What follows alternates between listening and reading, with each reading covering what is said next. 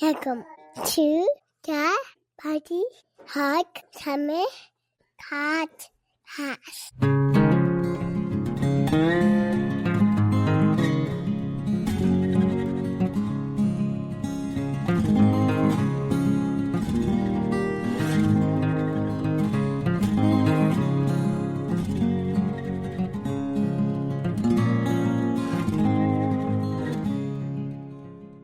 Hi, everybody. Welcome back. You're listening to the Bunny Hug Farmers Podcast. My name's Tyler Janin. I'm here with my co-host, Dallas Leduc. We're having a ton of fun doing these. We got a lot of great guests lined up.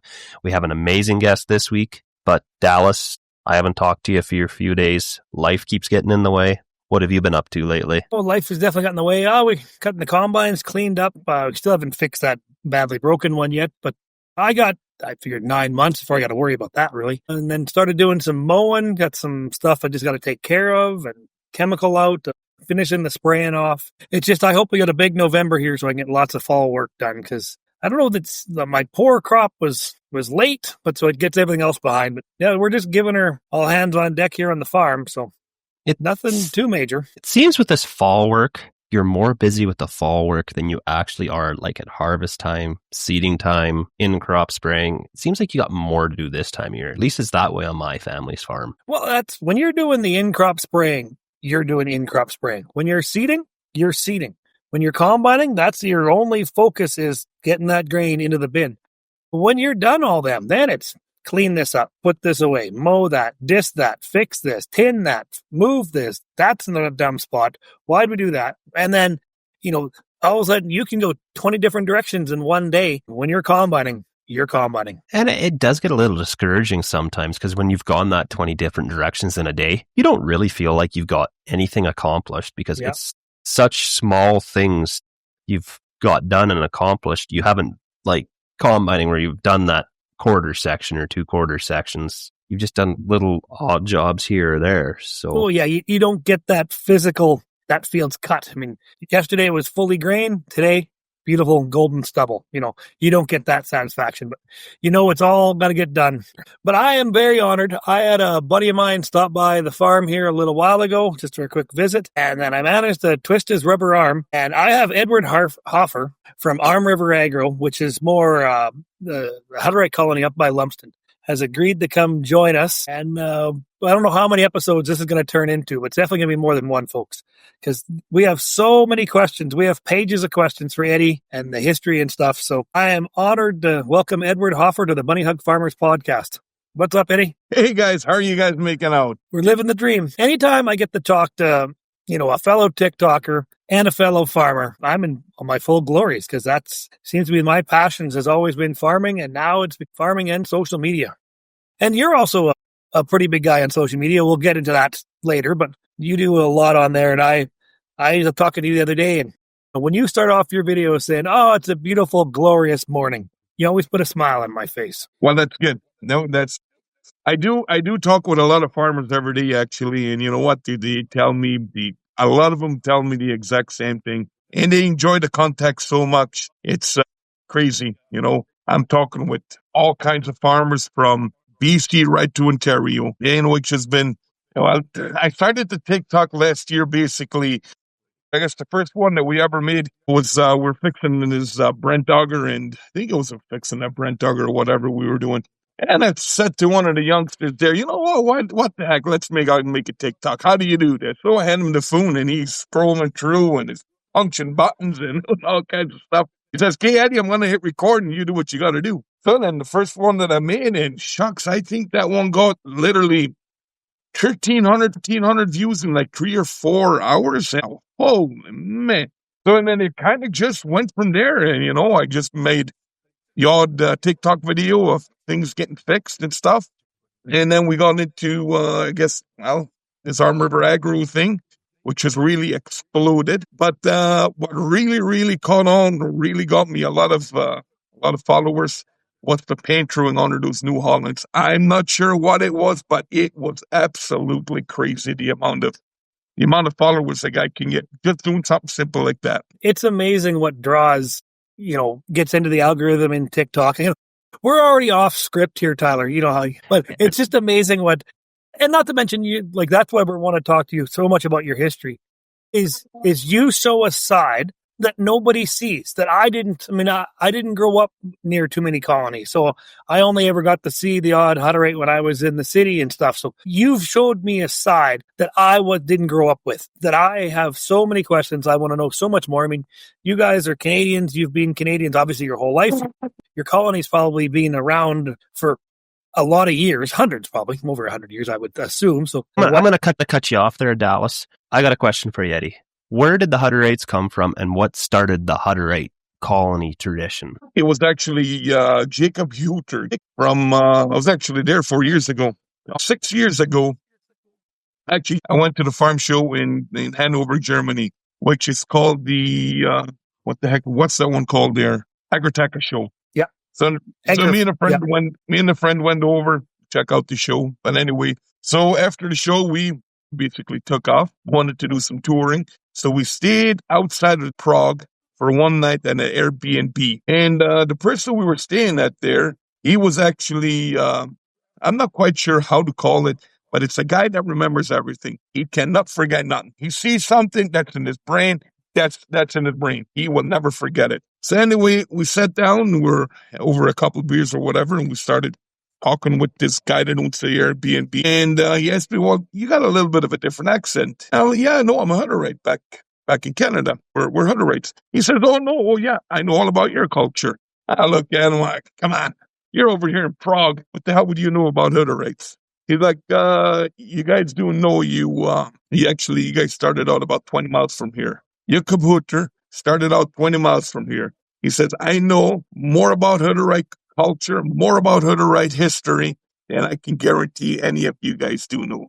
Jacob Hofer, he said, was born 20 miles from here. He was caught and captured, and he had already created a religious group called the Hutterites. It was after Jacob Hofer. So Jacob Hofer, his last name, developed Hutterite. So anyway, and they caught him, and I think they released him or something. And then he fled to Austria. And in Austria, there is a golden roof. I'm trying to think of the name. Anyway, you can Google it, and it'll come up, the golden roof in Austria. Right there is where they actually captured him again. And then he was burnt at the stake. And the rest of them fled north, I believe, to Russia.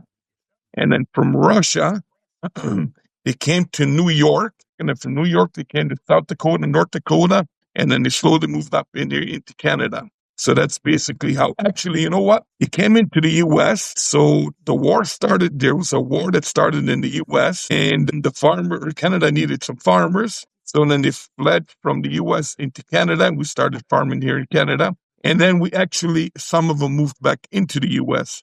And that's where you get the colonies in the U.S. now. And then we just basically started from one colony to two colonies. So there's actually, you know what? I'll go back a little bit. There were three brothers. One brother was a teacher. So they call him the Laeroloid. He started the Laeroloids. And then there was a blacksmith, which is called a Schmiedeloid. They call themselves Schmiedelite now. Okay. He was a blacksmith. And then Darius Light, I think they were the farmers. You know what? I can't really remember how the Darius Light got their name, but I think they were the actual farmers. So these three brothers split up, and they founded their own cultures. You know, like down in your neck of the woods there, Dallas, you got Rockland colony. So those guys are Laerolite colonies. That's a Laerolite colony, and we're a Darius colony up here. And then down in your neck of the wood at Elkhorn, Prairie Elk or whatever. So those guys in Manitoba, they're Schmiedeloid. Okay. And then, in the difference, there's not really that much of a difference between the three of us. There is and there isn't. So the Schmiedeloid, they're down in Manitoba, they're massive into manufacturing. By golly, I think almost every single colony's got a manufacturing shop with a laser, bender, you name it, you've got it there into manufacturing. Yeah, at Plainview and Boundary Lane, they do just about everything. Yeah, no, 100%, they do. Oh, yeah, I talked to the one that makes the fancy toolboxes that go into the box of your pickup truck there. I don't have a good enough pickup truck to get one of those fancy toolboxes. Yeah, I think that's a That'll be a colony over by Winkler, I believe, that does that work. No. That's actually a colony up at Menadusa. Okay, yeah, they've probably done the aluminum body on our service truck too. Then They're really good. They're really knowledgeable in that stuff. You give them a piece of steel and they'll turn it into something. You give me a piece of steel, I might be torched down to nothing. She'll look like a crushed beer can in no time. Yeah, you got her. So how many years have Hutterite culture been in Canada then? And that's a good question. To be honest with you, I honestly can't answer that question, but it's gotta be over close to 160 years now. That's a good enough answer for me. At least 160 years. Yeah. Which, so that, that's, because the Leduc family homesteaded in Assiniboia in 1905, which is only 120 years. So, I mean, honest to goodness, you guys, the Hutterites and their cultures and your family, you've been here longer than a whole lot of the homesteaders were, which is, you're more Canadian than I am. Actually, you know what? It was only 3 generations ago. It's only like 3 generations. Like the third last generation came up from the States. Came out of Wolf Creek, South Dakota, and they moved to Wolf Creek, Alberta, which is just south, I believe, south of Lethbridge. And then from there, I'm talking our colony here. From Wolf Creek, they went to Spring Creek, and then Spring Creek, which is at Walsh. We moved down here to Arm River, and then from Arm River, we split off to LaJord, and now we're splitting off again to another colony, which is at Edenwald. So now that we're on the topic of splitting a colony, how big can a colony get before you need to split it, or what's the reason behind splitting a colony? You know what? It used to be colony split at around 100, 110 people, but now because everything is getting so tighter, it's I guess back in the day, I believe it wasn't as stressed. You could work with 50 people per site and you had no problem. Well, shucks, now we're at 170 people and we're still struggling and we're building a colony. Like, everybody is literally hands on deck. We operate one of the biggest metal siding, metal roofing manufacturing facilities in Canada, and that darn near gobbles up a quarter of our people, a quarter of our workforce, and then so 160, and now you won't find. I don't think you'd be finding anybody splitting under 150 people because you just need the manpower. Right. So how do you choose the jobs on who does what? Boy, that's a loaded question. You know what? Every colony is kind of a little bit different, but you kind of grow up, let's say this kid comes out of school at, if you want to go into the education, they can either get out of school at 15 or they can go get their grade 12 education. As far as I'm concerned, this is my opinion only. Nobody should be in school past the age of 15. If you want to go to grade 12, get out in the working world, and teach yourself something. But that's my opinion. Totally my opinion. Everybody has the right to their own opinion. Yep, 100%. Well, and that's, like you said, you got, and you yourself, you got out and you went and seen a little bit of the world. Actually, you ended up working for one of our neighbors just over here. And that's how I got to meet you, was you were down, you were bringing the old boss some net wrap, and I conned you over the swing by the farm here for a few minutes. Because and that's another question. How often, you left for a while and come back? Is that common for a young guy or gal to leave and come back? Or is that the norm or the rarity? You know what? Right now, when the dairy is light, we're probably 1%. 1% of people leave, and I would say 0.8% come back within a year to 2 years. So it's not like it used to be. I think it used to be a whole lot more people left, but I think it's getting so tough out there. You look over the other side of the fence. Actually, that grass sure looks a hell of a lot greener than inside this fence. But once they get out there, they actually realize, like, okay, this world ain't for me. Yeah, that's not grass. That's kochia. Mm-hmm. And that kosher don't taste good. With your Hutterite colony, you're a support system. Everybody carries everybody helps everybody out. So you don't have to go into the specifics, but how does the financial situation work on a colony? Does everything gets clumped into one sum and everybody gets a percentage of that for their own, or how do you go from there? How do you have money? How does the colony have money? How does that all work? And we don't want big financial details. We just want a rough. I don't know what's in your bank account. I'd like to know what's in your bank account. No, that's right. Yeah. Hey, you don't want to know what's in my bank account. I had to start the second bank. The first one got filled. Good job. Far from it. But anyway, so here's how this kind of works. So you got your front bench, you got your board of directors. So on the board of directors, you'll have the two ministers. So minister number one, he's the head of the whole colony. He is the overseer of the entire colony. And then you got the second minister, which is the first minister's helper. Okay. And then after that one, you got the financial boss.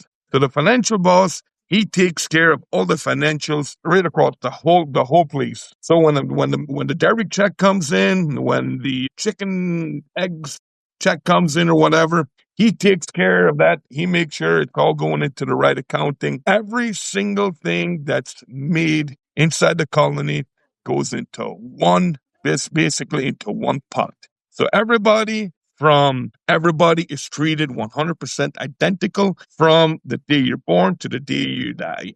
Everybody is treated 100% equally. So let's say, it's sure one business doesn't do as good as the other business, but that's the same as with you guys out in the outside world. Not everybody can get into the business where, into the business where it's doing so much better.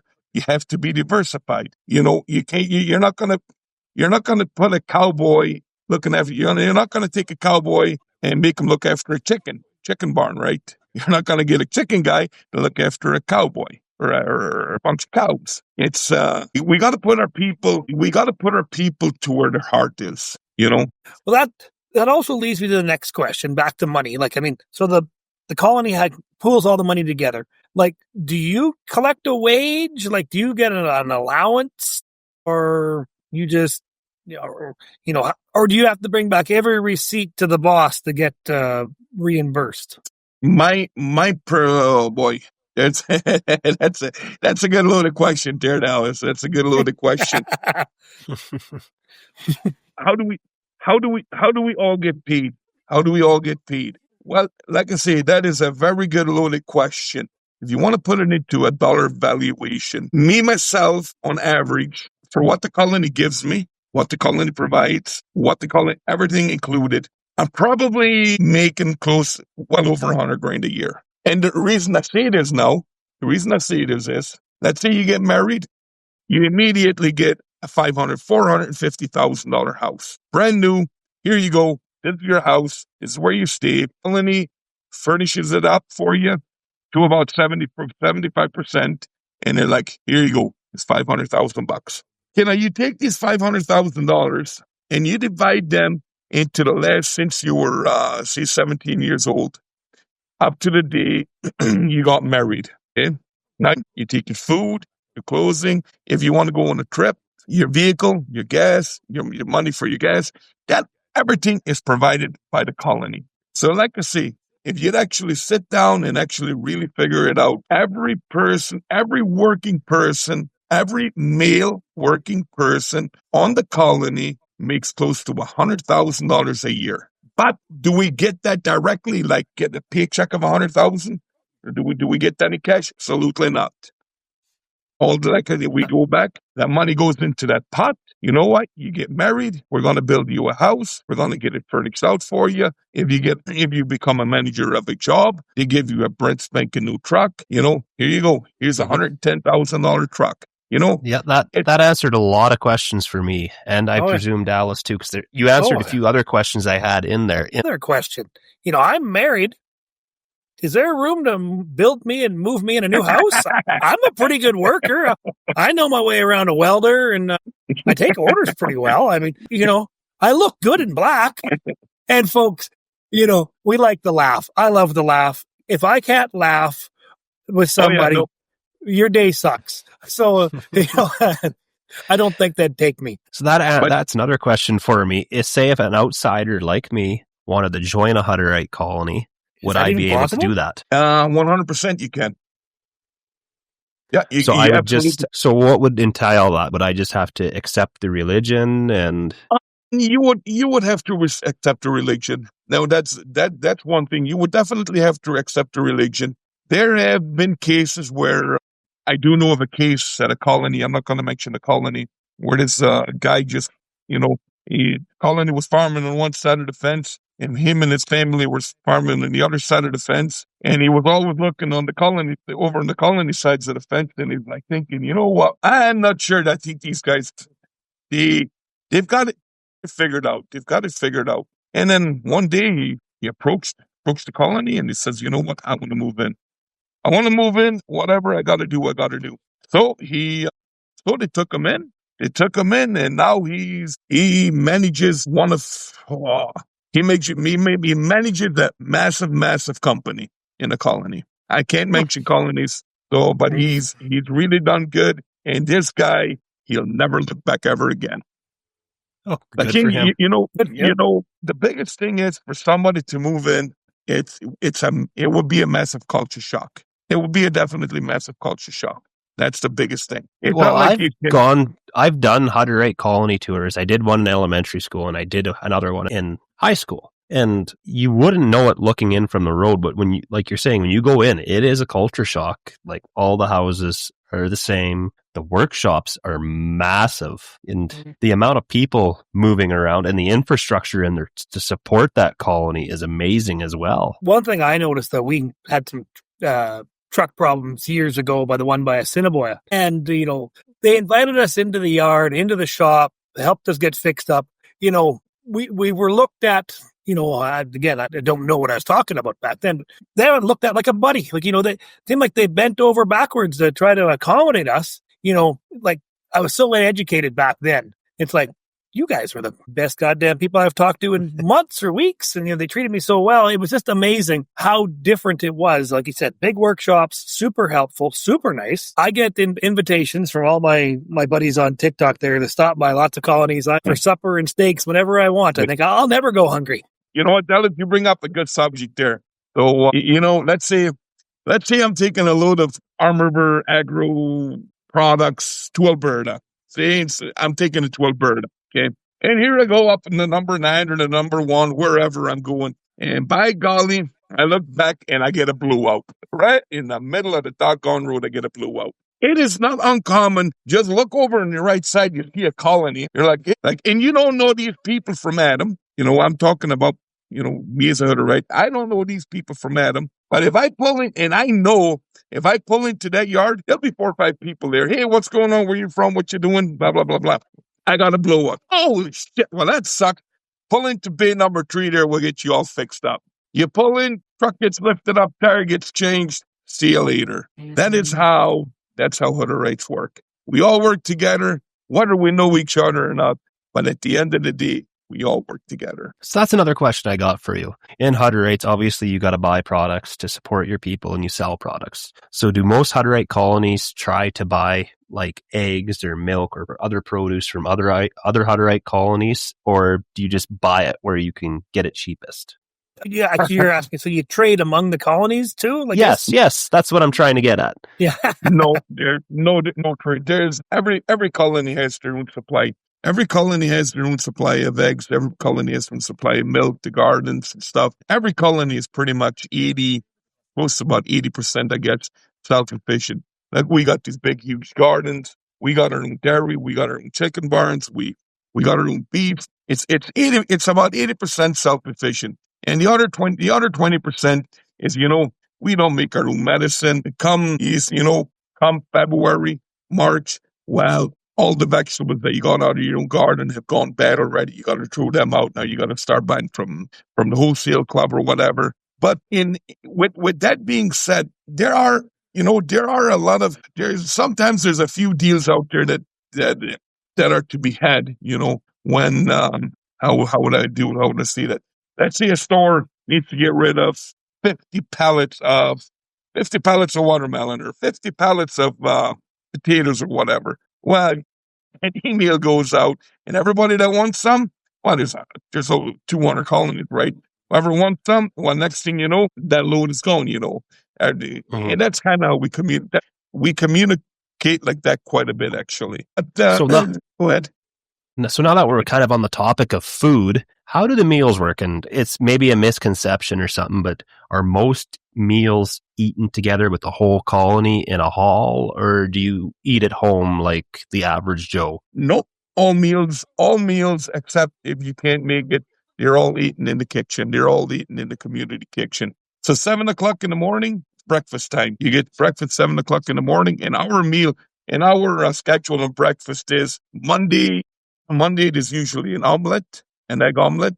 Tuesday is bacon and eggs. Wednesday is a muffin and eggs. Thursday is pancakes and eggs. Saturday is cereal. And Sunday, I have no idea what it is on Sunday. I've never been to a breakfast on Sunday. I think they got eggs or whatever. And then that is the schedule. So every day of the week, that is what you are having at 7 o'clock in the morning. That bell so rings. I'm stopping by for breakfast Monday, Tuesday, and Thursdays. So 7 o'clock in the morning, that bell rings, and if you're not there, tough luck. Go find yourself somewhere else to eat. And then lunchtime, usually lunchtime is around 11 o'clock, and it's usually a mix-up of what you have for lunch. It can be soup and sandwich. Well, for all I care, start of October, it could be soup and sandwich every day. I love soup and sandwiches, but whatever. There's usually really good meals. So 11:30, the bell rings at 11:30. Everybody comes, sits down, and eats together. Everybody eats together. And then at supper time is normally, if we don't have an evening service, church service, it's about 5:45. And then everybody comes in for supper. And then supper is the same as dinner. It's kind of a mix-up. You never really know what's going to be served. But I mean, our meals they're pretty good, to say the least. So is the kitchen ran by the women of the colony? Is that kind of their duties, is looking after the gardens and making sure everybody's fed and well? Yes, 100%. The women look after 100% of the garden, and they look 100% after the kitchen. It's totally 100% on them. I can remember in elementary school, we went to the Hutterite colony and they fed us, and they were some of the best darn biscuits I've ever had. And everything is homemade. Well, not everything is homemade, but the majority of everything is homemade. Everybody in the world now is going to this beef tallow, deep fried food in beef tallow. Well, shucks, we've never known anything else. When we go deep fry, some kind of a doing. Let's say we're done seeding or whatever, and the boys want to get together. That same night we get done seeding, let's deep fry a turkey. We're putting canola oil in that darn thing because it's, we never use canola oil. We use beef tallow. We use pork tallow. We use pork fat, goose fat, right? Mm-hmm. So it's definitely, a person from the city coming out here, they just cannot overcome the food. Absolutely phenomenally, just can't overcome it. We go to the city to a restaurant, we absolutely love it. And it's kind of what you're used to. And, you step into a restaurant, man, this food is good. Well, it's because you don't get it every day, right? Yeah. But at the end of the day, I'm pretty sure I'd get sick of that restaurant food pretty fast. And that goes down south when we're down custom harvesting from Texas to northern Saskatchewan. I tell you what, boys. When I was back home here, when we finally came back into Saskatchewan, and I sat down at my own colony at the table and had supper or lunch or whatever, man, living was that a different. Oh, yes, yeah. I lost my train of thought there. You had me talking about food, and yeah. Back to some of the financial side here. Just had a little question. Like when it comes to the colonies buying some of the farm machinery, like when you guys buy your combines, do you buy them just in your colony, or do you, the more buying power at one time, the better? Or do you buy with other colonies all together as one big purchase? You know what, Dallas? You bring up an excellent question. That is actually a severely good question. To answer your question, no colony buys equipment together with different colonies. And why they don't, I'm still I cannot still figure out why they don't. Like, I mean, I've talked to colonies and I says, guys, I'm not meaning to brag or whatever, but we're our house. You know what? If every colony would get together and go to your Red Belt Plain and say, here's the deal. 200 farms. There's 200 farms. There's 2,500 ton to there's 2,500 ton. That's per farm. Like that'd be like 50,000 ton of fertilizer in one buy. You know what I mean? It's just there would be some major discounts. Exactly. There would be some major discounts. But for some reason, every colony just wants to keep buying from their local dealer. Well, which I could see why too. You know what? You really don't want to get the old dealership ticked off. And next thing you know, you're at the bottom of the total pole with service. I can understand that. But going back, there's a farmer, which we all know who he is. He basically bought all of his equipment from the one dealer, and he farms pretty good area. So I can't see why that would be any different. Yeah, and then you talk to guys that farm around him in the dealerships. He is in his mind, I think he's the top of the totem pole, but all of his neighbors have him just stuck to the bottom of their shoes. So yeah. So yeah, no, but you know what? At the end of the day, if every colony would get together and say, you know what, guys, there's what the heck? I counted up all the colonies. There's close to 600 colonies. Can you imagine 600 farms walking into a dealership and saying, on average, let's say we all run on average 5 combines and walk into a dealership and say, hey, you know what? We need 2,000 combines. What can we do? You'd have a salesman. You'd have a salesman rubbing their hands like this, going, "Cool, gimme." Yeah, no, but why we don't do it? I don't know. I've honestly tried getting guys together, trying to get it going, but it never really worked out. It never really worked out. I'm just sitting here thinking about it, because I'm a CNH guy. I'm just thinking, if you were able to do that, you're probably already in it with the amount of machinery you're running, but the fleet discount that would be on just machinery alone, it would be huge. You'd be getting half of it for nothing. If we'd all get together like that. Yeah.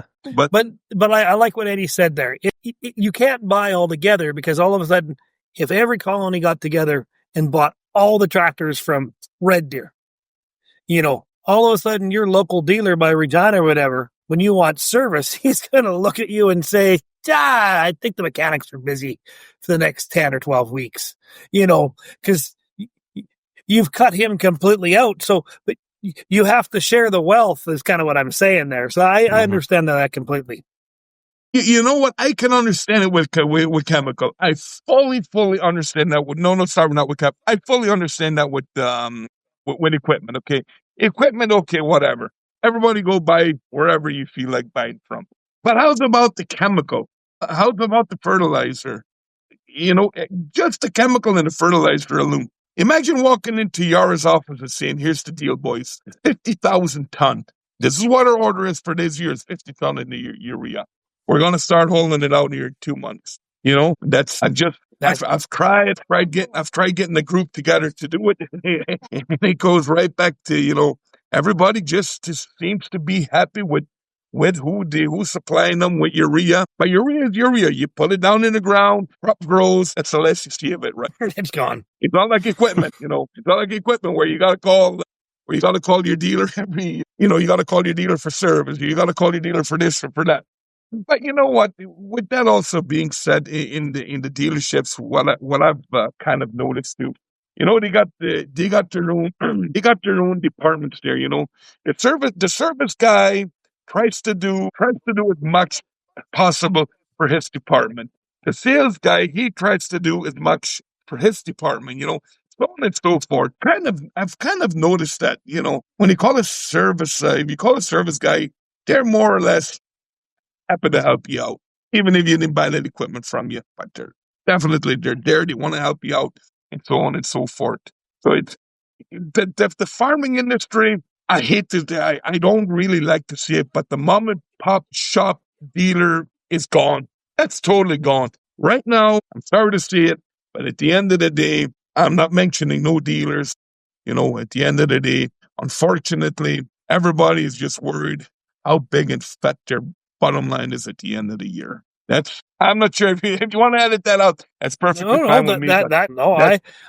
I think that's, this is part of this whole podcast is to get your opinion on things, and you're right, on a lot of them things. So it is tough for the mom and pop dealerships to ever make it. I mean, if you're not buying with 5 or 6 dealerships, you won't have enough buying power with CNH to get any sort of discount to sell combines and tractors and compete against your massive dealerships.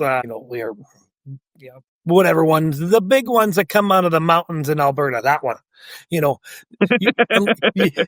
can't compete with them if you don't have enough buying power. If you're not ordering in enough combines, all of a sudden, when I want to buy a nice combine, well, it's going to be $100,000 difference from the other one because they have so much better buying power. So we actually have a small dealership that we deal with. They're a mom and pop shop. And I don't know how they do it, but you'd be surprised how competitive they are against them big guys. It's amazing. Saying that they don't have the power throughout their inventory to do large flips. They can do a piece or two at a time, but for say they couldn't handle 10 combines, 5 4-wheel drives at one time like the big guys could. Yeah. No, that's... And maybe their bottom line, they don't have probably a group of shareholders all just rubbing their hands together. Their bottom line can be a lot smaller, a little tighter to the belt than some of them big greedy companies are. And I think that's how they're doing it, because the guy that you do the machine deal with, it's his name on the sign and he's the owner. His son is the parts manager. Grandson is one of the up-and-coming mechanics. So it is a true family-run business. And saying that, like you'd said, Dallas, they can have their bottom line a lot tighter. Yeah. So anyway, tell you, and this wasn't too long ago. Going back to these mom-and-pop shops, just in Bethune here, the very last dealership in Bethune it was called the old cock shot, okay? And I can remember when I was 16, 17 years old, running an air seat or whatever, and a doggone bolt broke or whatever, hose broke or something broke, something very standard broke or whatever. And it wasn't no problem. Some of the mechanics there, they knew everybody there. They knew where the key was, grabbed the damn key, opened the door and went, grabbed the bolt or whatever we needed in the middle of the night, got you fixed up, ready to go. And the next day you call in and say, hey, I went in, I grabbed that bolt or I grabbed that hose, I needed this or that. Yeah, no problem, we'll charge you out. Be done with it. You want to do that today? Yeah, forget it. You're not wrong there. No. So that leads me to one of my questions. You've been around the block a time or two. You're not an old man, but you're not a young spring chicken. How much have things changed since you were a teenager till now? How much have they changed in the last 20 years? Oh, boy. Another loaded question. That's a good loaded question, Dallas. That's a good loaded question. You know what? I think the best way I can describe it is we just follow modern times. Back in the day, having a half ton, that was a privilege. You're privileged to have that half ton. You walk, say 15 years ago, you drive into a colony, you'd probably see maybe 5 half tons. You drive into a colony today, well, shit, you're not going to stop at 20. I honestly think they've gotten really lenient. The colonies have gotten really lenient. There's no doubt about that. But I think that has a lot to do as the world is changing. You take 16 years ago, we were 80% reliant on strictly farming. We had one chicken barn. That was 20 years ago. We had one chicken barn. We're strictly reliant on farming, and we had a dairy barn.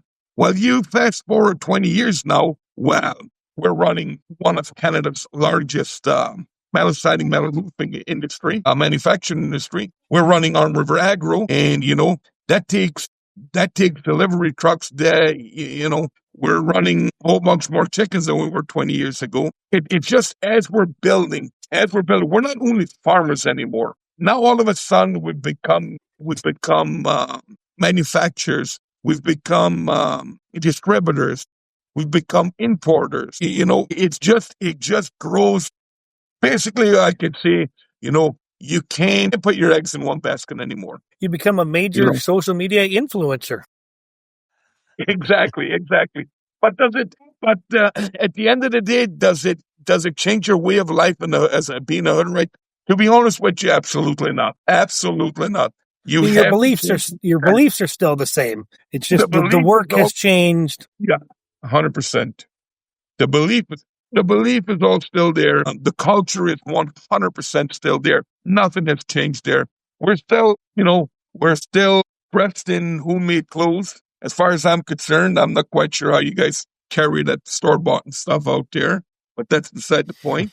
By golly, have you walked into Walmart lately? If people that just jumped out of bed, jumped into their vehicle, and they're walking into the Walmart, you can only say, God bless your soul, so many times. Sorry, guys. Well, you're right there on the pants.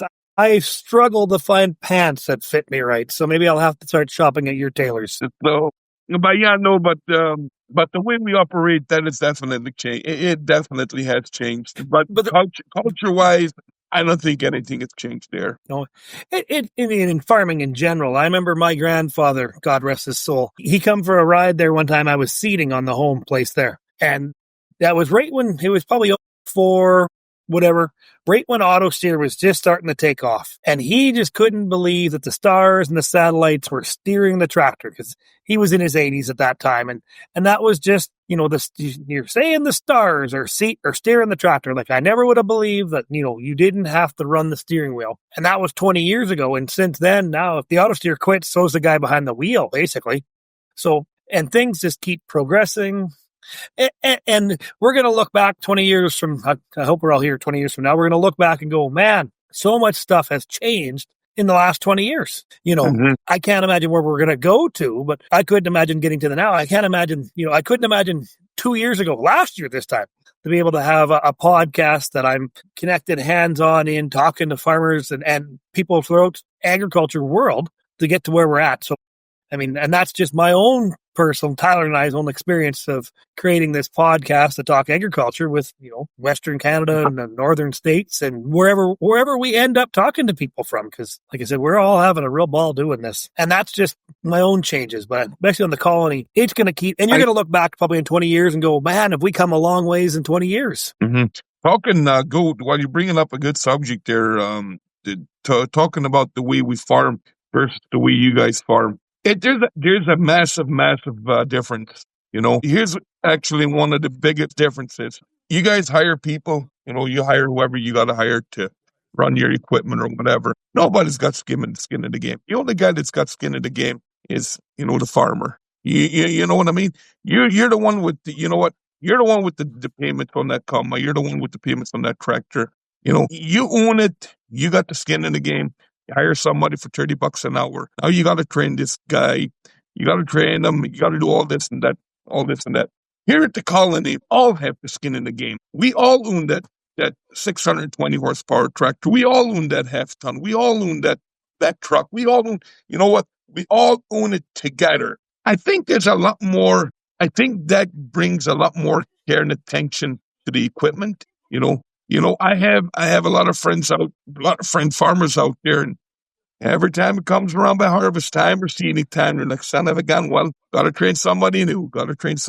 By golly, at the end of harvest, shit, this guy cost me 70, 80,000, 100,000, and over a rock or ran over, they did something, they broke something. You know what? Here's where we're standing in that situation.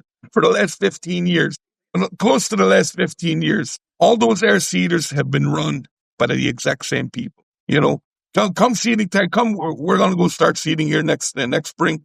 Those guys know exactly what's wrong with their drill, how to run their drill. They know everything inside and out of it. They just jump on it. They know what they got to fix. They know the fields, they know the sloughs, they know the ravines, they know the wells, they know everything. There's no training. We don't need to train. The only training that we do is, let's say one of the drill operators gets a different job looking after whatever, so he's no longer running a drill. So we get a new guy that jumps on. He gets exactly 3 hours of training. So we get on there, get him 3-4 hours of training, and he's good. After 3-4 hours, you got any questions? There's a 2-way to the right. Talking it. and somebody will have an answer for you, like right now. Everybody knows what's going on, or he will call the old operator, and they'll get it fixed. So it's different. And that is different. That is a good way to think of it, though. I mean, everybody owns everything. So, I mean, you treat that like it is yours because it is yours. You don't want to run that drill and tractor to the ground. It's yours. You have an ownership stake in that whole operation. I mean, you want to, so the extra care, the detail, and attention is probably at a higher than the average hired man would be. Yeah, 100%. Well, I do know a lot of guys, a lot of hired hands out there. They do take care of the equipment, but it's the training. Yeah, it's different. I just will see it the way it is. Definitely different.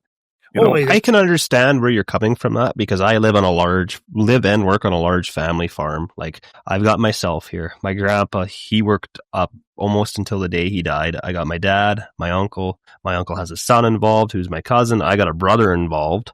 So we're kind of in the same stake. We still do got to hire a little bit of a help in, but I totally understand where you're coming from that, because all of us have skin in the game. So we take care of the equipment like it's almost our firstborn child. So it's very easy to understand. Oh, you have to, especially with the price of it now today. We just priced out a new combine here the other day, and it's a CX conventional New Holland combine, an 8080, and it's over $1 million. That's before. Yeah. Wow. And it's hard to believe, not even 10 years ago, those combines were under $500,000 new. Yeah. And that's one thing back to our operation. I mean, ours is structured different. It's my parents, and then my wife and myself, and my brother comes down as much as his job lets him get a hand on running a combine. But I'm pretty fortunate. My guys now, they're all been here at least a year, and they run that machinery like they own it. But that's something that it took the right breed of guys to have. Tommy looks after that tractor and drill like he owns it, it's better than frickin' not giving a rat's ass and running it to the ground and skipping oil changes, and I'll grease that tomorrow or next week. And, that's a big difference. Yeah, that Tommy Dallas, he's quite the character. I walked around AIM with him for 2 days straight, and he had to drag me over to the seed mass or the Vaderstat drill, and he had to show me, this is effed on ours, this is screwed on ours, they improved on this is like that, this is like this on our drill or on my drill. And I'm like, you mean Dallas drill? Yeah, same, he should say. Yeah. oh yeah. No, there's you know what, there are some manufacturers out there. To be very honest with you, I'm not going to name no manufacturers of company manufacturers, but you know the strength of that equipment. It's how would I put it? So we do quite a bit of RD testing on equipment for Diggleman, and I will give this to Diggleman. They will not release a piece of equipment until it is absolutely redneck crazy, ready to go and ready to be released. Like, you could take that damn thing on top of Mount Everest, drop it down, hook it up, and keep on rolling. There's not going to be a damn thing. Yeah, no, we run a fair bit of Degelman equipment on my family's farm too, and we've had 2 instances where a new machine failed, and Degelman came really good on it both times. One, we had a manure spreader, and when you open the end gate, a cylinder would bind up and it'd make a loud snapping pop sound, and we phoned up the dealer, they talked to Degelman, all of a sudden a Degelman rep phoned Dad and said, so we can either pull that one back to Regina, figure out what's wrong with it, rebuild it or fix it, or the truck that's going to come out and pick it up, it'll just bring you out a brand new one and we'll just swap it and we'll make it work in the paperwork. Okay, perfect. And then we had a land roller that the frame twisted in, and it's their new design, and they came good on it. They gave us our money back on it, and we just bought it a different Degelman one, and away we went again. So Degelman has been very awesome to my family. And here's a fun note. If you look at old brochures of the Degelman shuttle cart, some of those pictures are from the shuttle cart that we have on this farm still today, taken at this farm. And that's why, back to the R&D and equipment there, that's why actually, now get my shameless plug here, but I R&D'd the Mandanko 7-plex roller. The one we own is the prototype. The serial number just says prototype, because my terrain, my hills, my water runs are going to stress out that system way more than flat Winkler Manitoba ever will. So in order to test it out properly, you got to put it in the train that's going to give it a little use and abuse there. Yeah, no, exactly. 100%. But Diggleman has been, it's going down a little bit off the topic. Diggleman's got to probably, these guys are allowed to talk about us. But no, they've been really good to us. Absolutely. Oh, it's our podcast. We can talk about whoever we want.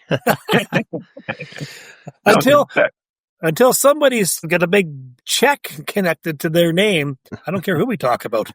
So trying to get a little bit back on topic here, I got another question. What do most people misunderstand about Hutterite life? What do most people misunderstand about the Hutterite life or the Hutterite farming? On the farming side, here's the biggest misconception. Everybody, not everybody. There's a lot of people that say, well, by golly, the Hutterites got that land there again. By golly, they're farming 40,000 acres. They're farming 30,000 acres. Here's the biggest misconception. We're farming right now. Arm River is farming north of 30,000 acres. Okay. Now that's 30,000 acres. But here's the thing. We've got close to 30. I think we're sitting at 38 families. So do the math. Do the math is less than 1,000 acres per family. Less than 1,000 acres per family. Now, you guys, I'm not sure how much you guys farm, but I can almost guarantee you it's more than 1,000 acres per family. That is one of the biggest misconception in social media. That's the biggest misconception. Now, you try to feed a family on 1,000 acres in today's grain prices. You can't. There's absolutely no way you can do it. Yeah, not unless you're growing BC fruit in the mountains in BC or something like that. Yeah, that's one of the misconceptions. Another misconception would be, you got your neighbor driving down the road. You're looking in. Well, the colony's got a brand new 400 or 500 horsepower tractor pulling a lane roller. That 400 or 500 horsepower tractor. Shit, I don't know how to put that one. I really can't see. We do run a 700 horsepower tractor on our lane roller and on our heavy harrow. But the tractor that we had on there before was 15 years old, and it was pretty well worn down to absolutely nothing. And then we had to, we decided, what are we going to do? We're going to buy a used one. We're going to buy a new one, because if we buy this new 700 horse tractor, we're going to be buying it not just for lane rolling, not just for heavy harrowing. It's when one of our other cedar tractors goes down. Well, if you got a cedar tractor go down, you go to the dealer and try to rent one of these damn things. You're looking at $800-900 an hour today, Well, guess what? That tractor is getting unhooked, and it happens 3 or 4 times a year, maybe about 3 times a year. That 700 horsepower tractor is getting unhooked. It's getting hooked up to that drill, and it's going seeding. And then we can hook up some 250 horsepower front wheel assist tractor onto that lane roller for 4 or 5 days. Sure, it's going to be snorting out of the nose, but you know what? For 4 or 5 days, who really cares? That is one of the biggest reasons you will see a colony running almost 700 horsepower tractor, running a lane roller, running a heavy harrow. That's actually that makes perfect sense to me. It's and actually it's the backup tractor. We actually talked on the same thing here. Maybe upgrading out of the world's most famous 9280 to another T9 700 to put on the land roller and have it all wired up, plumbed up, ready to go. If one of the drill tractors goes, you pull the pin. 2 hours later, you're back to seeding, and we'll figure out the land rolling later. But the seeding's got to get done. So that's actually something we've actually talked about too. It's just missing this last crop. It's making it hard to do any updating. Yeah, that's one thing. It sucks when, if you just don't get the rain. By golly, it's got to pull, I honestly don't know how you guys do it down there, Dallas, but God bless your heart. I'm sure it's tough. I am sure it is tough. It is tough, yeah. We have some local colonies down there too. She's tough on everybody. She definitely is tough on everybody. Well, and if a farm didn't grow the bushels, to compensate for the poor price, you're going to be in our situation. You're going to be tightening up the old bootstrings get a little tighter. The belt's going to get a little tighter, and we're just going to have to figure it out for another year, and then we'll revisit it after next year. Insurance isn't there to save us. Insurance is there to make the insurance company money. So, I mean, there's a reason why there's insurance companies out there. It's to fill their own pocket. To be honest with you, that's the biggest scam. It's the biggest scam that has been ever created in this world is insurance. Do you think there'd be insurance companies? Do you think there'd be insurance companies if they won't be making money? No. Well, it's a business model. I mean, even the government ran ones are a scam. 100%. You know what the next scam is in the farming world? Warranty. Warranty is the biggest scam you will ever. After a year warranty, sure, the equipment comes with a year standard warranty or whatever. But after that year, that buy-on warranty, shit, that's a joke. Well, us running older machineries here now, I mean, that stuff did what it's supposed to do. It got off a warranty. So the repairs after that are mine. They're not designed for 10-year longevity. They're designed to get off warranty. That's my opinion on some of that older machinery. It's not built like certain tractors were way back in the day where John Deere, Case, Alice, whoever. They were designing a tractor. In their mind, them engineers were designing a tractor to go forever, on easy repairs. Now they're designing machines that get off warranty. It's going to make 1,500 hours before that power shift goes out, but it's off warranty. And, our bottom line, we put cheap, low quality parts in there, but it should get off warranty. And the few that do collapse during warranty, whatever. We've saved so much money on the rest of them, we can afford to fix a couple. And that's the plan, is to build something with, no obsolescence in it, to run for thousands of hours, like mining machinery. Agriculture equipment and mining machinery are so vastly different. Mining machinery runs for 25 or 30,000 hours, then they rebuild it. There's no such thing, with exception of a couple of Tyler's tractors, there's no such thing as tractors and combines made to run 10, 15,000 hours anymore. They're just not designed. The plastic is too light. They're too flimsy. There's light duty parts. They're just junk. So Tyler, how long do you guys usually keep your equipment? It really varies. Before things went really crazy here, years before COVID, we were flipping iron, like 3 4-wheel drives, a sprayer, a short tractor, and some hay equipment every 18 months. Here, 5-6 years before COVID, as both of you are aware, and many of our listeners are aware, equipment prices just went stupid. So we tried to flip a few pieces each year, depending on how our year went. So some of it sticks around 4 to 5 years. Some of it stays longer. It really varies on what the prices are doing and how our commodity prices are doing. So I have no real answer for that right now.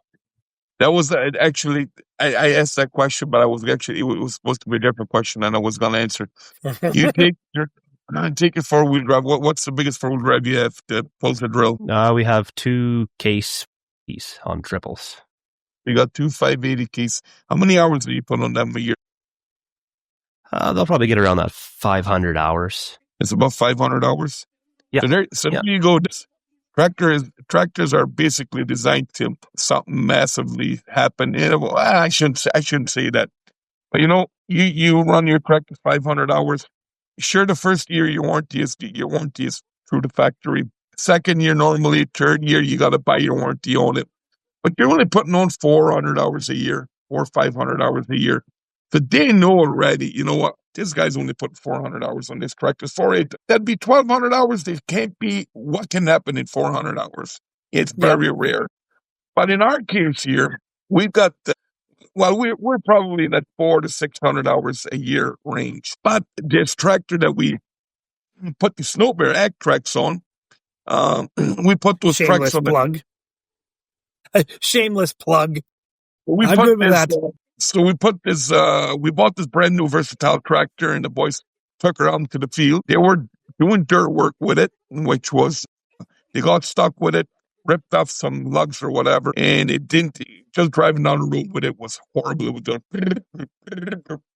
so we decided to put new tracks on it. So we got a set of these ag tracks. We put them on, and I says, you know what, guys, if these things work out, this company is actually looking for a distributor here in Canada. They've got a distributor in the U.S. They've got one over in Europe. It's actually, the company is half owned by Germans. We're going to give these boys a try to run for their money. I says to them, everything, if there's a tractor that needs to be out in the field, let's put that tractor out there. And that's what we did. So we actually managed in the first year of having them tracks on there, which was last year, we managed to hit close to 1,000 hours on that tractor. That tractor was on the drill. After the drill, it did lane rolling. We hooked it up to the lane roller. After lane rolling, well, of course, it was on the grain cart. After grain carting, we put it finished the heavy harrowing.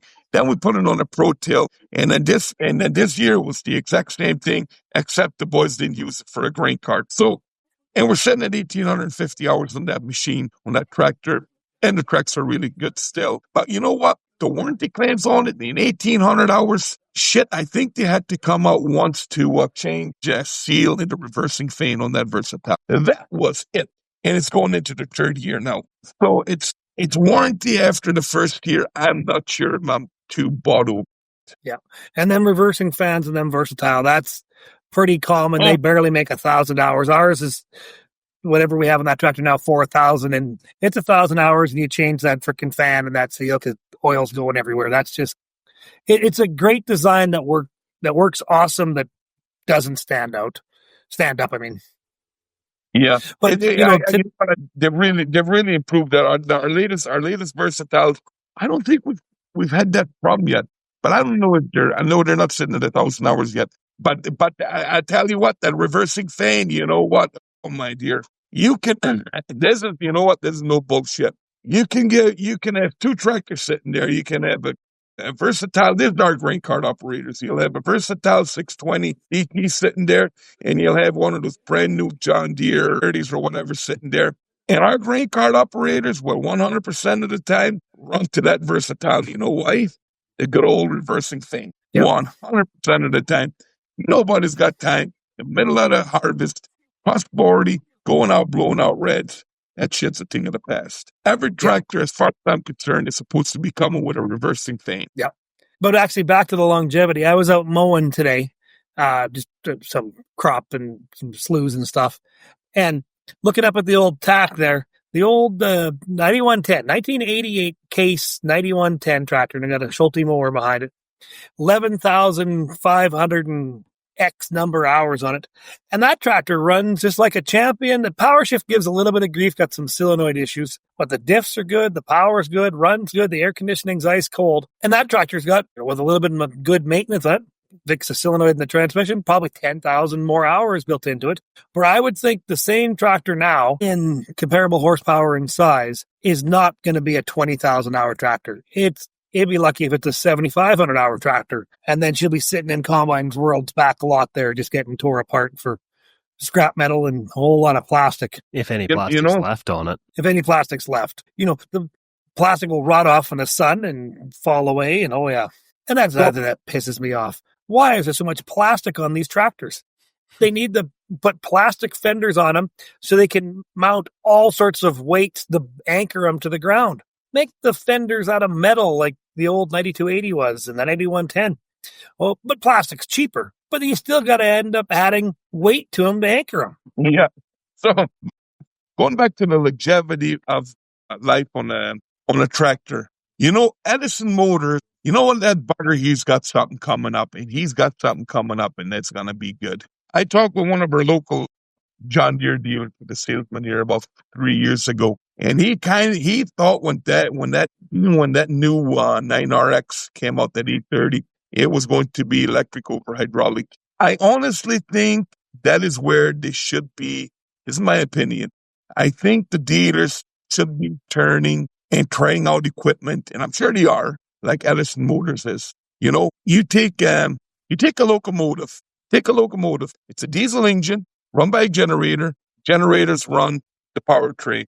You take those old log loading loaders back in BC, back in the logging industry. These guys are getting 30, 40,000 hours out of these damn things, and they still go to their D. Yep. And what is his? No, you're very right. No, what's his name there? Chase? Chase Barber. Chase Barber. Yes. Hello, Chase. We want to have you on the podcast someday. No, honestly, I think Chase is onto something. I really do think he is. Is he going to make first base with trying to have a battery run? I'm not sure. I'm not too. But actually, having a But he's got a good idea there with that. Sure, the idea is there. The idea is there, sure. But having a 300 horsepower running generator that's running 1,000 horsepower electric motors, that's an awesome idea. And then it's regenerative braking, especially when in the logging roads. When you're coming down a mountain and you're braking basically nonstop for 20 miles, if that's regenerative braking, as you're braking, it's charging the batteries. You hit the bottom of the mountain and your battery tank, or whatever, call it battery tank, the battery level is at 100%. Well, you've stored up all that energy. You unload your logs, you head back up the mountain on battery. You might not even have to run the generator hardly at all because you're loading that weight at the top of the mountain. You're running down the mountain, which is generating power. Hit the bottom 100%. Of the mountain, you're at 100%, and back up the mountain you go. You might be able to haul logs for zero fuel. And not to mention, probably going on the highway, that generator motors, I also follow Chase. I always wish I would have had money to invest in that company because I love the idea of what they got going on. And the right to repair is a big one. Not planned obsolescence is a big one. So that's, I'm like the rest of the world. We're following Chase pretty hardcore, and everybody's cheering for him.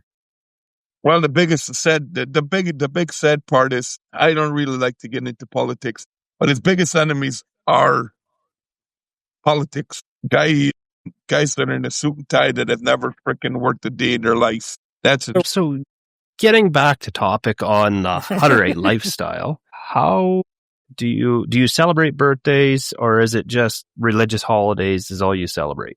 We do celebrate birthdays, but we don't go, to be honest with you guys, we don't go to the extent of what my friends out in the outside world go to.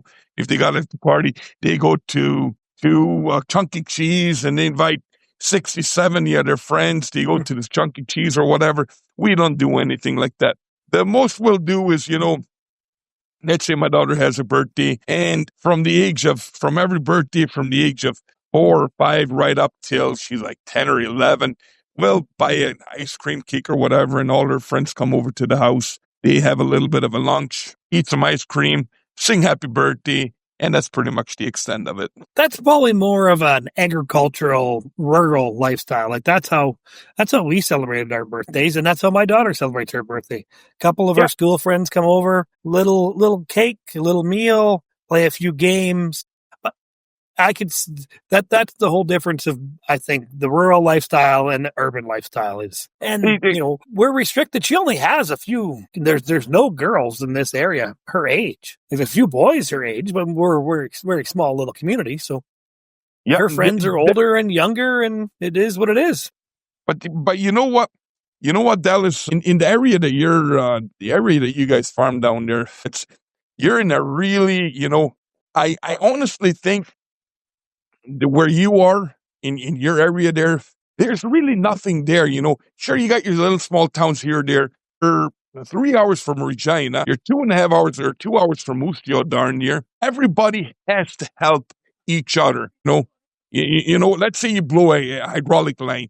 You're not going to be running all the way to Regina to get a hydraulic line.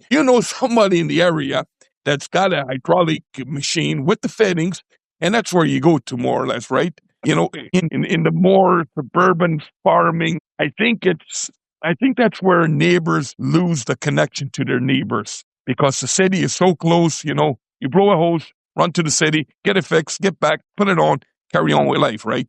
Down in that area, which I've worked in that area actually when I was a runaway, you went to the neighbors. Well, you got the hose fixed or whatever, and it was 8, 9 o'clock at night. Well, you sat there and you had a beer with them, and you bullshitted for another hour, and then you took off, got it fixed, and you carried on. Well, that's a story that I could say happened last week. You're moving, our farm is fairly spread. Our swather and the swather transport was the other side of Wood Mountain. It was 25 miles away from the farm. Well, we come to go load the swather up onto the transport, and of course, after we get the swather loaded, you walk around and kick all the tires in the transport. Oh, gosh darn. There's one that's just a little too low to make the trip back home.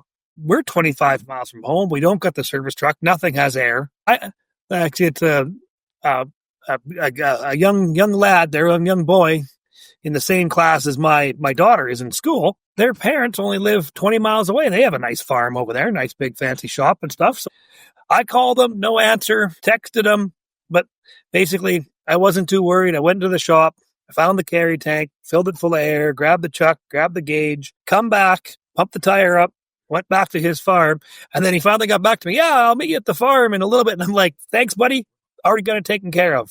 I owe you a case of beer for stealing your carry tank or whatever. But I mean, and if somebody happened here in our farm and they needed something like that, I fully expect the neighbors to be in and out of the yard if they need a wrench or a tool or a carry tank or something. But I don't know if you can get away with that, closer to the bigger cities, just wandering into your neighbor's shop, not unless he's a really good buddy, and start rummaging through his toolbox looking for tools. But out here you can.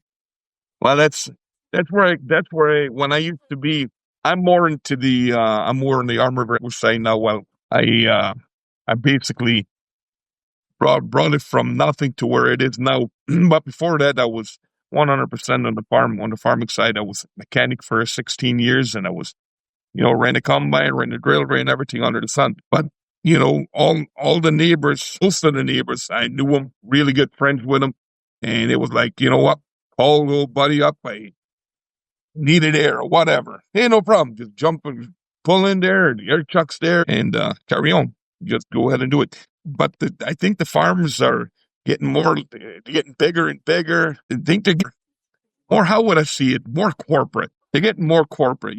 It's if it's not seeding time or springtime or harvest time, she's a 9 to 5. That's kind of how it sounds to me, more or less. I'm not sure how it is in your work, Tyler. We all put in time, and it's kind of like that here too. And if it's not seeding or harvest time, we're not out till 10 o'clock or midnight, but we'll start at 7, 6 o'clock in the morning, go till 6 or 7 at night, then we'll call it a day. And when we're not feeding cattle or like this time of year, we try to take weekends off if it can work out or if the weather allows it. Mm-hmm. Yeah. Well, that's, all three of us guys here, we all have younger families. And you have to spend time with your children. I mean, not only it's a must, I want to take her aquatic. I want to do stuff with her, and when you're gone the way we are, a lot of the times of the year, I'm out of the house before she's awake. And when she was younger, she was in bed before I got home, and it'd be weeks on end. It almost seemed like you hadn't seen your own child, yet you're living in the same house. So we can take the weekend off. I know I was doing some spraying this weekend, so I didn't take much time off, but next week we're going to take a little trip to the city, and yeah. Yeah, I know what you're talking about. When my kids were younger and they were at the age where they were starting to remember faces, like you said, Dallas, gone in the morning before they're up, home when they're in bed. They play After strange. that, too, I was a stranger to them, and it was heartbreaking, but unfortunately, that's the world we've chose to live in. I got another question for you. Edward. Back to the colony life. How does a day look? We can sidetrack this pretty quickly here. We can. But you know what? That's what this is all about. Oh, yeah, it's exactly. So how does a day look for the boss of the colony versus the young guy that's at the bottom of the totem pole? And I know you said everybody is equal. But you got your boss and you do got your guy at the bottom of the totem pole. I don't care what industry you're in. If everybody's equal, there's always that one guy that's at the bottom of the totem. So what in our farm is how our farm kind of works. Everybody has their thing to do. The truckers, the field boss, he's basically the one that calls the shots. Let's say there's canola to be hauled today. He's gonna put it out on the WhatsApp group, on the truckers WhatsApp group. Yeah, boys, 50,000 bushels of canola, Pioneer needed down there in the next 3 days. So the truckers, they know exactly what to do. They're gone, or their day is booked or whatever. The truckers are truckers. My man who we're living, we gotta love our truckers.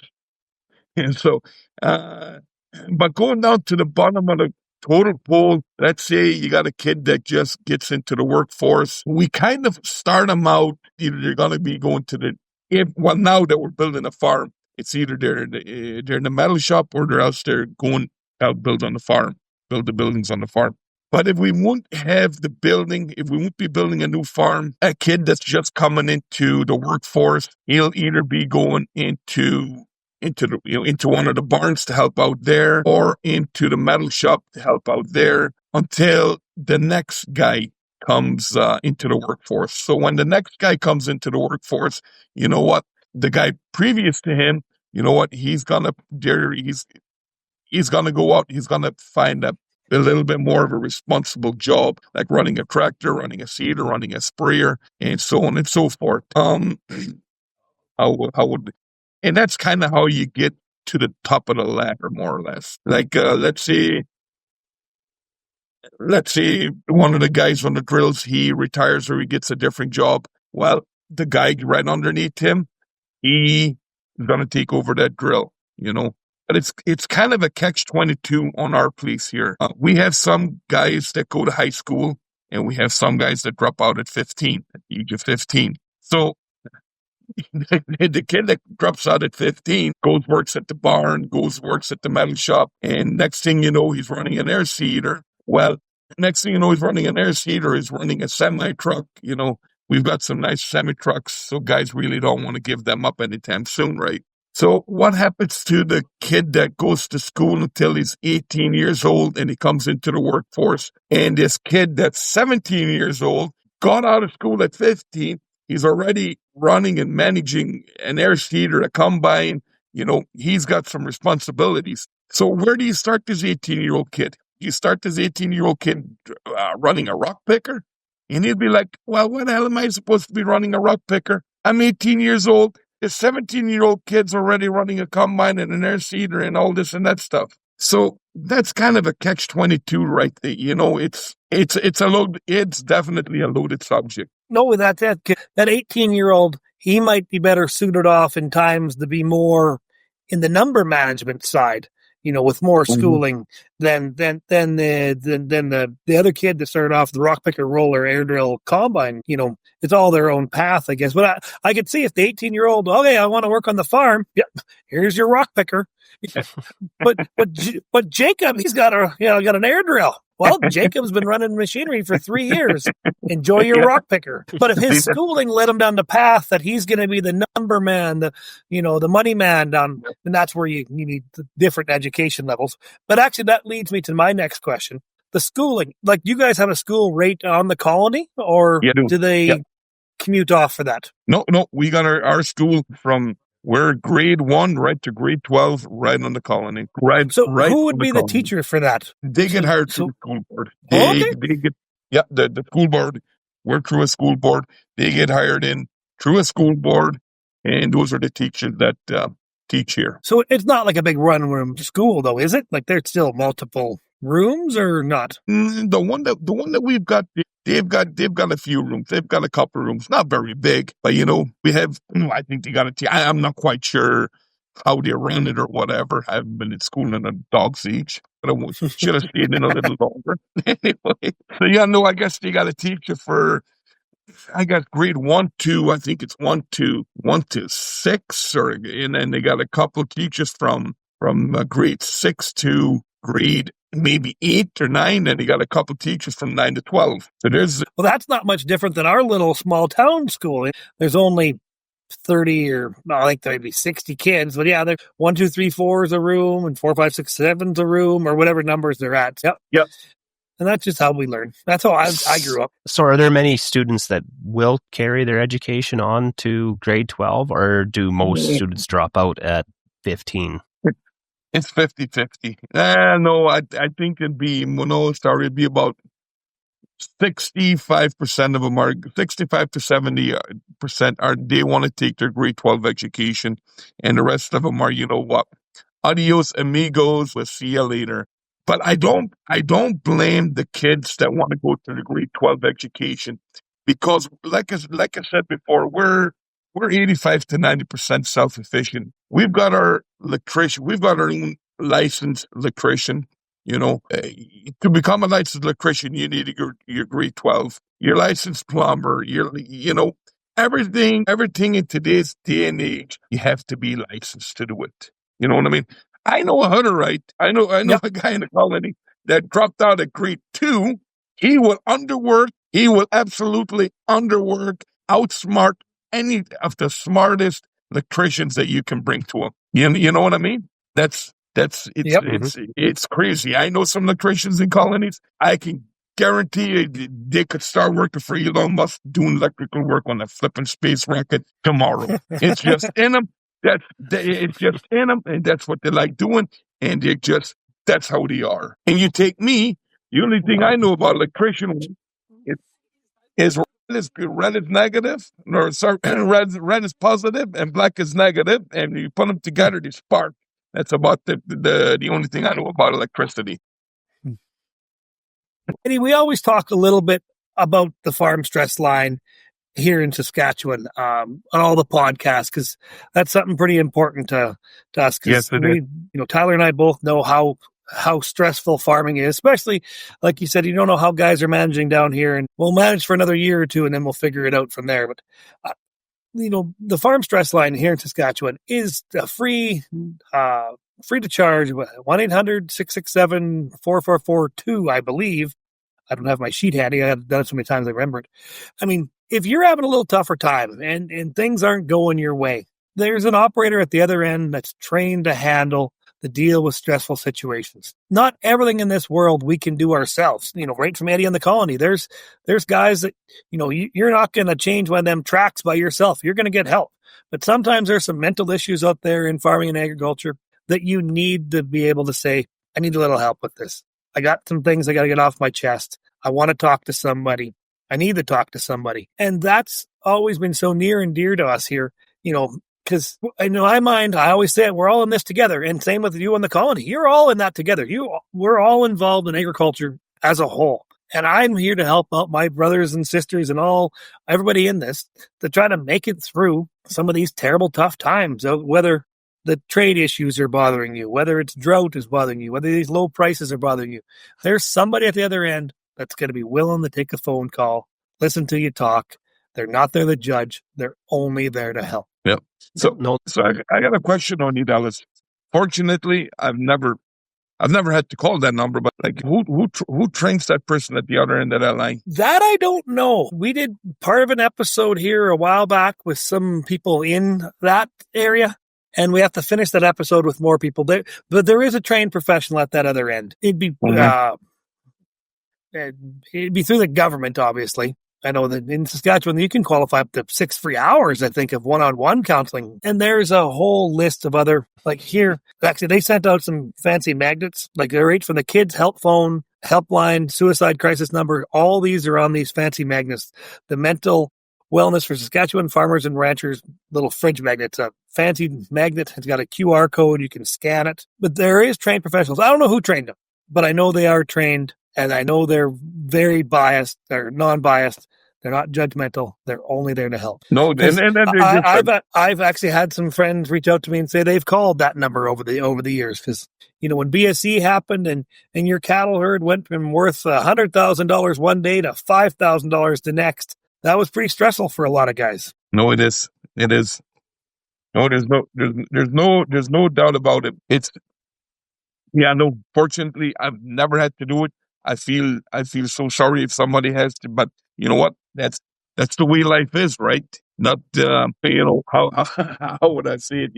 Not everybody got in place for everybody in the land of milk and honey, right? Well, this episode's got to come to an end here eventually. My eyes are wide open. I've learned so much, and there's so many more questions on my sheet of paper. Eddie, I got to ask you back again for another episode, because we're going to be at hour and a half, 40 minutes on this one. So next time we're coming back, we're going to delve more into what your colony is right now, with the Arm River Agro, the farming side. So I got to ask you a favor, buddy. You want to come back to another episode someday? Oh, absolutely. 100%.